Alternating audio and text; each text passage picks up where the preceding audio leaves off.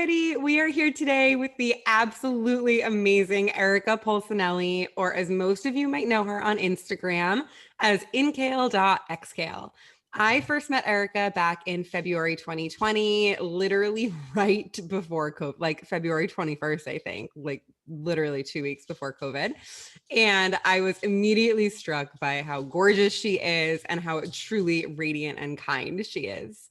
Anyone who follows her on Instagram knows exactly what I'm talking about. Erika, your energy just comes through in everything you do. Back in February 2020, I feel I can confidently say that both of our businesses were pretty different than they are now in, just I think the smaller capacity. We were both really starting to turn up the gears and find our voices. And I can honestly say the growth that I've watched you accomplish is wild, like just completely magical. So I am so excited to chat with you today and talk all things Kundalini, heart-centered businesses, and not burning out when your relaxation technique becomes your business. So welcome, Erika. Thank you so much for that introduction. I have tears in my eyes. I'm getting emotional. Thank you. It's true. We met like, how we met. Yeah. And it's when was that? It's July.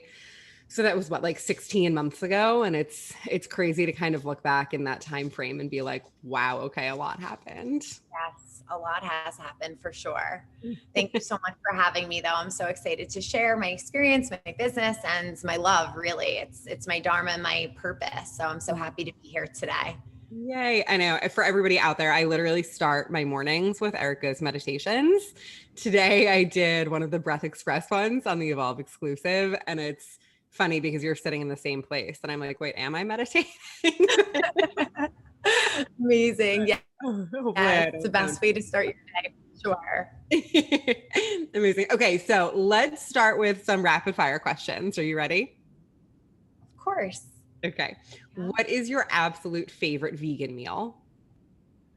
My favorite vegan meal would be, it definitely depends on what mood I'm in, but I love a bowl, like a bunch of vegetables. Avocado always has to be in there, some sunflower seeds and some beans or chickpeas. A really nourishing bowl just hits the spot for me. Love it. Your number one favorite song to work out to?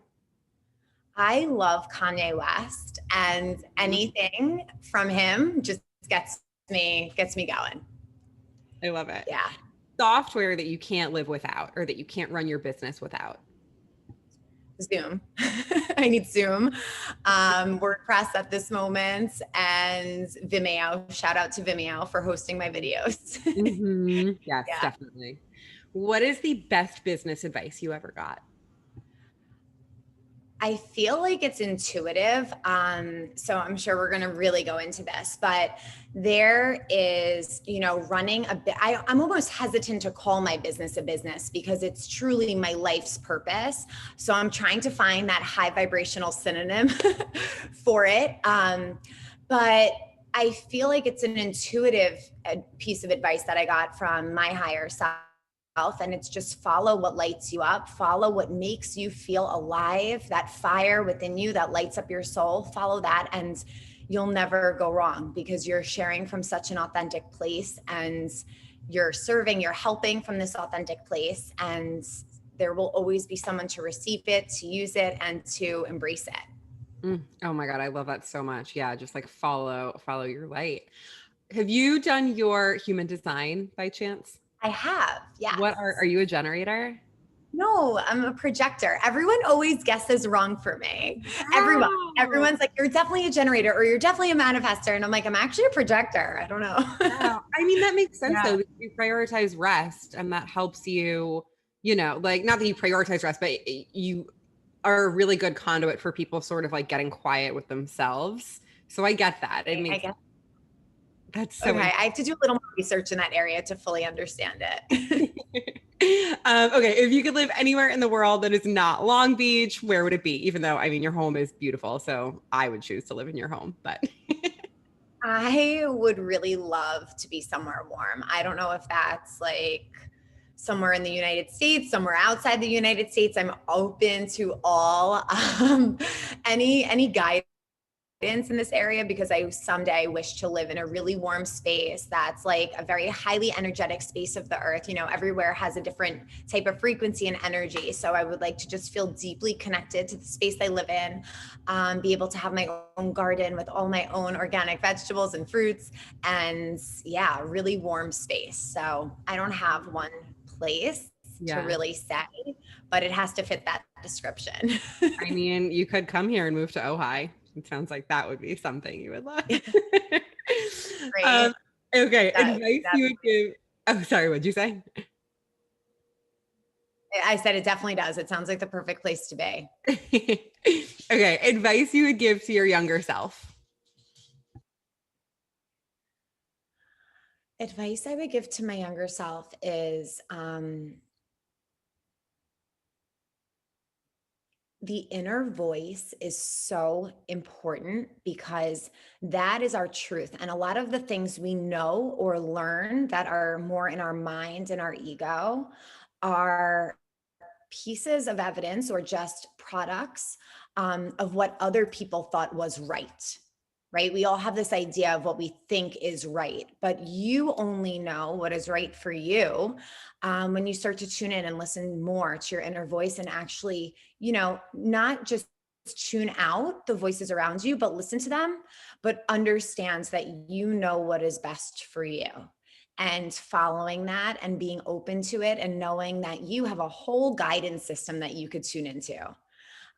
You could tune into your higher self, divine, God, whatever, angels, whatever it is that you connect to. And in that realm, in that space, you will find all that you need. All the answers you need are right within you.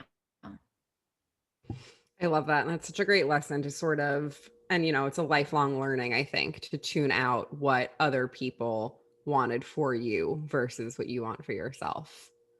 So, Exactly.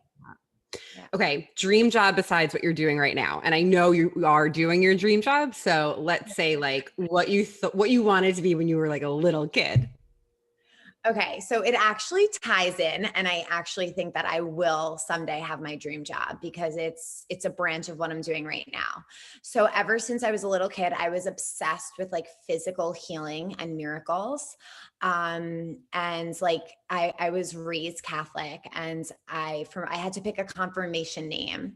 And I remember choosing Our Lady of Lourdes, Bernadette. And like my cousin was like giggling at me that I chose Bernadette because it's kind of like, it wasn't a trendy name, I guess, in the 90s, you know, nothing wrong with the name at all. But it wasn't like, you know, some people, they're like, I have this one chance to choose a name for myself. I'm going to choose the coolest name ever. And that's when I chose because I loved the meaning behind miracles and being able to receive healing, and that like, there's so much more than what meets the eye and just what we experience in this physical realm. So my dream job is to one day work alongside with doctors and be able to offer this, I guess we could call it metaphysical healing, energetic healing, to really support people who desperately need it in those moments. Because I've learned that there's so much healing offered through the techniques and the practices that I teach. Kundalini being that practice and using our Kundalini energy. And yeah, that would be my dream, to help people in, you know, their toughest moments in life be able to overcome whatever it is they're dealing with. Wow, I love that. I mean, yeah, I do feel like yeah, you're definitely on the way there. So I feel like that's almost a We're short. manifesting. See, Yeah, this is exactly. how we manifest. We talk about it, we visualize it, and we say it's already on its way. Exactly. Okay, last one. What is one lesson you took from 2020 that you want to keep with you?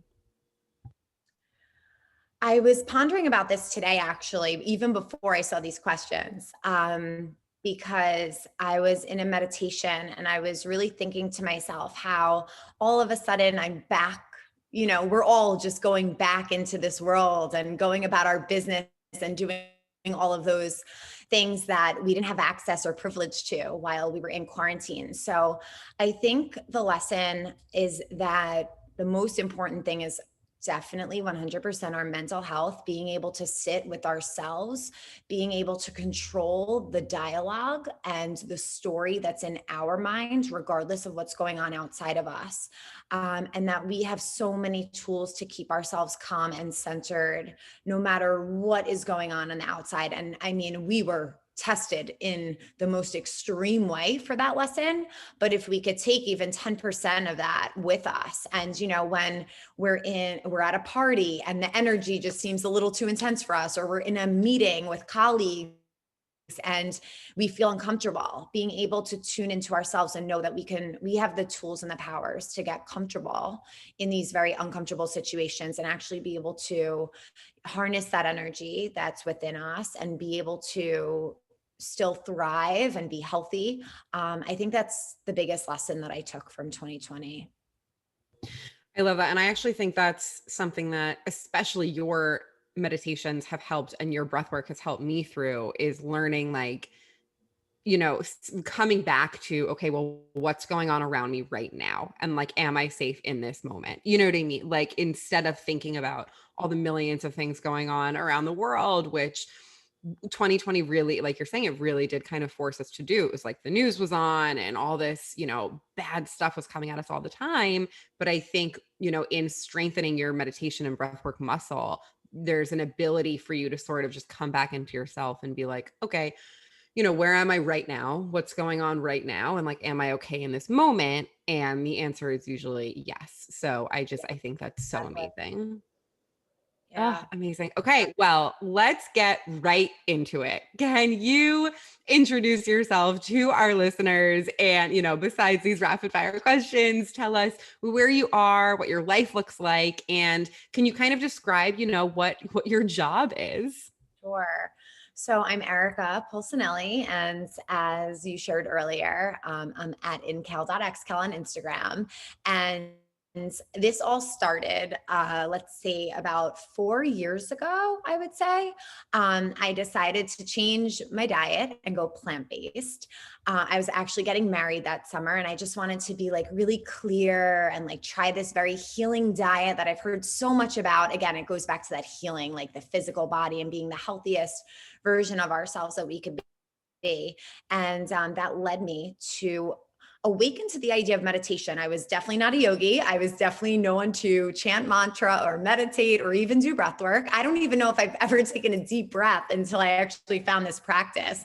I was very, very anxious, struggling with a ton of anxiety that became crippling. So I made this life change. And through that diet change, I started getting pushed towards spirituality, and where I really lost a lot of faith over the years. I lacked faith in that there's something bigger than us. But it was easy for me to tune into the idea of like the universe. Like I always believed in the secret or the law of attraction. So I kind of attached myself to that. And I was like, well, if I believe in this, that means there is something bigger than us, you know? So I was living in Long Beach, where I'm living right now at the time. Being close to the ocean absolutely helped this whole journey. Being in nature is so powerful and elevating. And I started to practice Kundalini meditation. And after the first time I tried it, do I have to censor myself, or can I just like go at it? Okay. I literally felt like I had an orgasm. Like I felt so high and tingly and blissful and like just beyond. Like I can't even explain what I felt. And I remember thinking like, whatever this is, I'm going to do this every single morning because I feel so great. And as I started to practice it every morning, I noticed throughout the day I had more energy. On the days that I did it, I really felt so much more energized, focused, more patience, happier, more grateful. And then on the days that I wasn't practicing, it was kind of just like a block kind of day, not as much energy. It's kind of like when you get that morning workout in versus when you don't, and this is a workout. It's a workout for the energy field and the whole body. So yeah. So after that, I said to myself, wow, this is changing my life. People need to know about this. And At that time, I don't think many people were meditating. I knew like one or two friends that did, but it was woo woo. And now we see so many more people building that practice. So I got trained. And when got trained for this, I didn't really think I was going to be a teacher. I was just like, I'm going to take this information and do something with it. I don't know what. And then after going through the training process, I think it was the second day of training. It was 9 months long, but after the second day, I was like, wait, I need to I need to help people find this. It's helped me so much. How could I not help others in this way? So my job now is to help people experience their highest life path. Like I said, I struggled from a lot of anxiety, and I can really confidently say that I've been able to push past so much, live in a state of happiness, of peace, of calm, where I never was able to before I found this practice. So helping people really access this energy within themselves, I think, is my job, helping them manifest the life they deserve, releasing traumas, releasing anything that's holding them back from living their best, happiest life. That I believe is the description of my occupation. And I spend my days doing this by always starting with meditation, always starting with tuning in and finding time to move my body, exercise, because that also helps to really elevate the energy, eating lots of plants, and meeting with people, some one-on-one, and creating content that goes out on Instagram or through my membership page to support anyone who needs it during this time. I love that so much. And I think, you're right. Like 4 years ago, the only people that I knew that were talking about Kundalini were like, I feel like Russell Brand. There was a few times that he would talk about Kundalini, but it was sort of like, I don't know. It just still seemed very woo woo. Like a lot of the stuff that he was into felt very woo woo. And you did hear Gabby Bernstein once in a while talk about Kundalini, but really not that often. And I think a lot of people maybe were a little nervous to alienate a certain crew of people because there is chanting and there is like mantra, but it's also really beautiful. Like it's a very long-standing cultural tradition to, like recite mantras and to know what they are. So I think there is something really beautiful in it. And I think you do a fantastic job at making it not feel it still feels woo woo, but it doesn't feel inaccessible, and like it still feels like a fun thing to do and it's light and it brings you into a good place. So I think you just do a great job at like making it accessible, making it fun, but also teaching people, all the ins and outs and the intricacies of Kundalini. Thank you. Yes, a big intention of mine was to make it accessible because it can be super intimidating. And I feel like before COVID happens, if you were to go seek Kundalini, you would find it being taught at like a Kundalini center. It'd be a 90-minute class, really challenging. Yeah, it's very humbling, this practice. And I wanted to make it, especially during COVID, bite size, to give people access to this very, very potent practice and technology, make it bite size so that they could go, okay, I could definitely do this for 5 minutes. No problem. Oh my goodness, I can't believe how I feel after only 5 minutes. And then, slowly build up to like an 11-minute meditation. They're like, oh my gosh, I hear all the time, I was never able to meditate before I tried this practice. It's something I hear all the time. And it's because the breath is a vehicle to that higher consciousness. And when you focus on it and through these specific techniques, it just brings you to this very elevated state. And I think it's also, for me at least, a big portion of meditation is just sheer presence. It's like just being in the moment, and thinking about your breath is so immediate that I think it's so hard for a bunch of people to just sit and be like, okay, now I just sit here for 20 minutes. Like, what, like, how am I supposed to do that? But if you focus on, like through the way you guide, like, okay, breathe in for 4 and out for 1, like that's all you're focusing on for the moment. And it's very, very easy to ground then when you have like a very clear task at hand. Absolutely. And I also realized that during my journey, I would bring in my own inner dialogue into my meditation. So I would want to breathe in my intention, breathe in all the energy that I want for the day, and then literally exhale out what's not serving me anymore. And, that's helping us rewire our subconscious.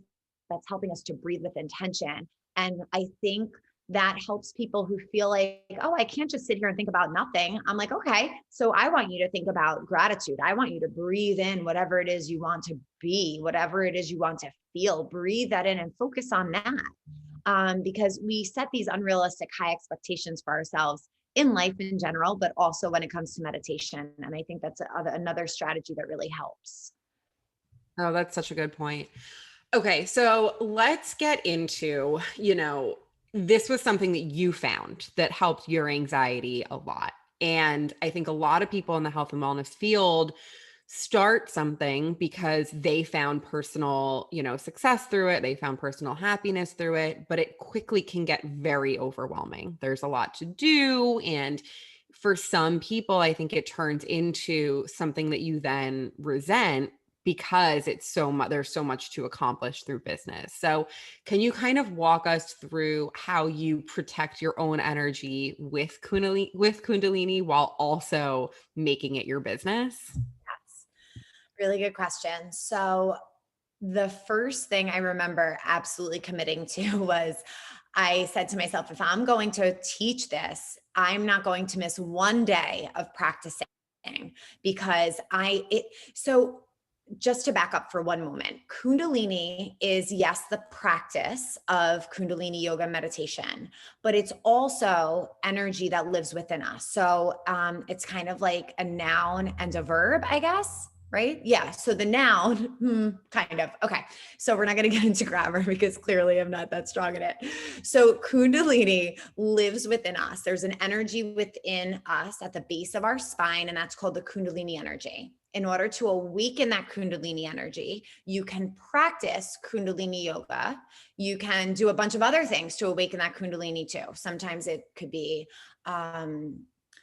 a change in diet, like it was for me, possibly a near-death experience, a life-changing experience, a different type of yoga can awaken that. I also think 2020 awakens a lot of people's Kundalini and energy because it was kind of like a shock to the system. So when we awaken this energy, it runs through us. It's our highest potential energy. It's this life force energy. Basically, you have this container of energy within you of your highest potential, and you either awaken it or it lies dormant. So I knew when this was going to become what I continue to do, my life's purpose, my path, my occupation, my business, whatever we want to call it. I knew that every day I would need to tune into this energy so that I raise this Kundalini energy within myself so I could support so many other people in practicing. So that was one commitment I made to myself. Every day I would tune in with the Adi mantra. You tune in with the mantra, Om Namo Gurudev Namo. 3 times, which means I bow to the divine wisdom within. It means within each of us, there's a healer, a guru, a teacher. You are your own best teacher. And make a lot more time for my own personal practice. So when this was becoming full time for me, I want to spend closer to an hour, 45 minutes minimum daily practicing so that I can have a very strong energetic field because that's what it does. It strengthens our aura, protects our energy.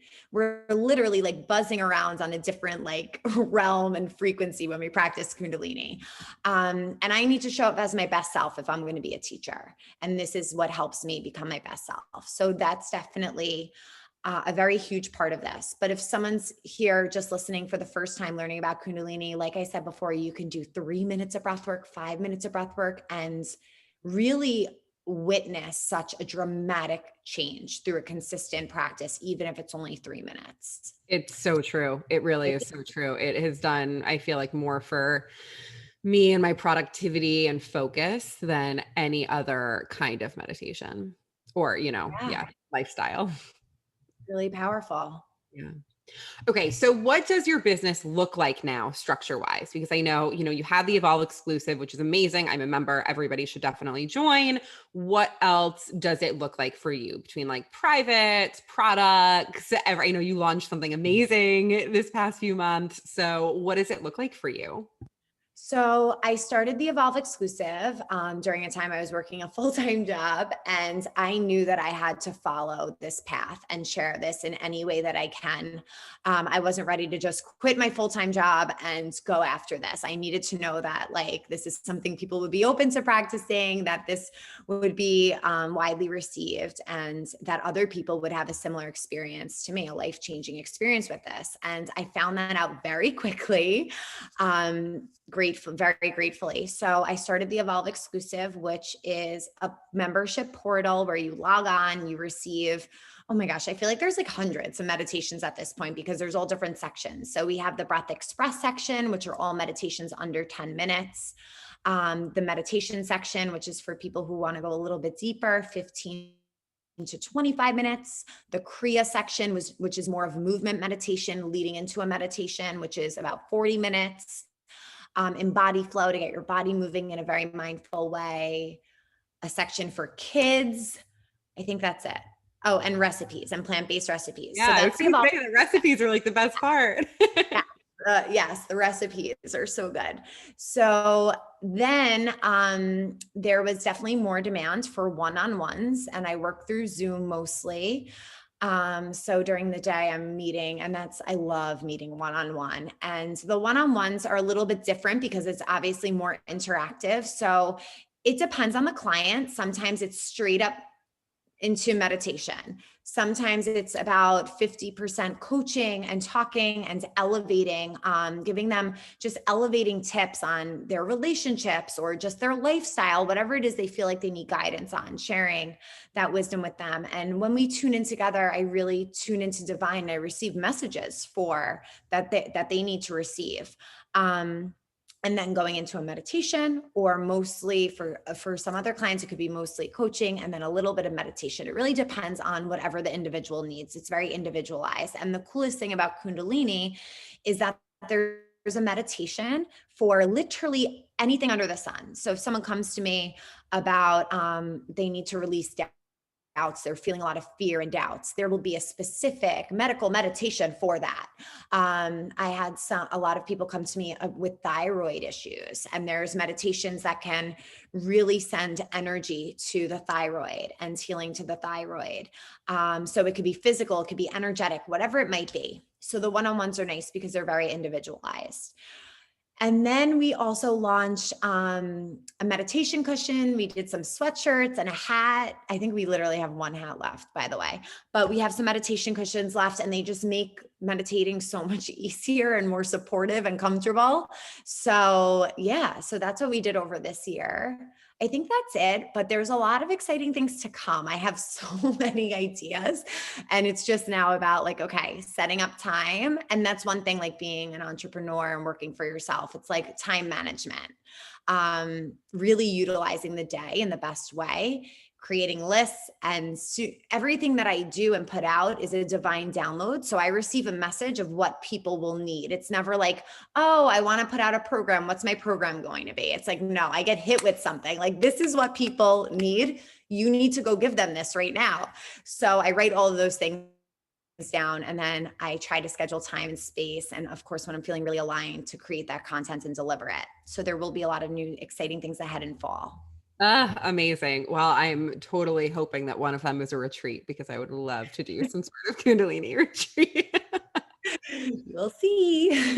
Amazing.